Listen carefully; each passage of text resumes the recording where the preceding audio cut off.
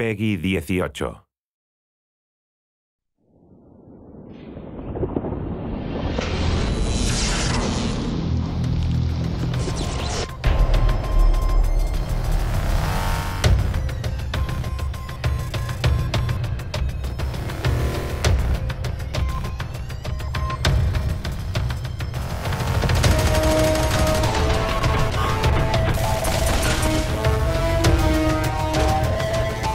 Motion capture is the technology they use to capture performances of actors and then translate that to 3D data that we then apply to our characters. There's a series of cameras set up in an array around the room. They're basically capturing markers that are set up at specific key points on the character to ensure that we have articulation at each joint.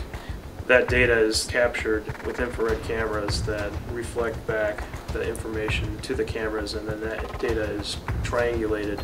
The talent we get are really true professionals. They've been doing acting and stunt work for many years, so they take direction really well. You just have to be a kid, I think. At the end of the day, you have to remember what it was like to be a little kid running through the woods playing, you know, cops and robbers. It's just a matter of really thinking like a good actor and trying to say, how does this character carry themselves? What is it that's affecting their body as they move?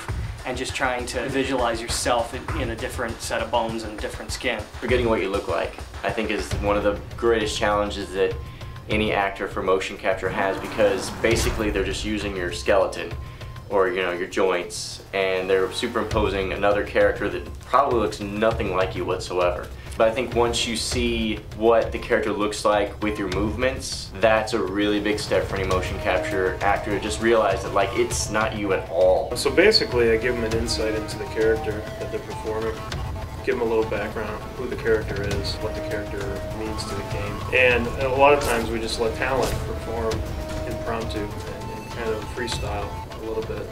So we give them a lot of creative input on how they want to play the character. If I'm lucky, I know kind of what the game is about, what kind of characters I'm looking at before I go into the shoot. And honestly, I sit down and play a lot of video games the night before to try to get just a reference point of, you know, what it would be like to actually swing at these things. Motion capture is basically a tool for the animators to kind of push the limits of the animation. It gives us the fidelity, we get the subtleties of the motion. What we're able to do with it is push it beyond the limits of what a human can do. You know, when you pick up a game today, the movement of it, the acting within the game, the characters themselves move and are so much more developed than characters that had been hand animated just in the computer from games, you know, just even a few years ago.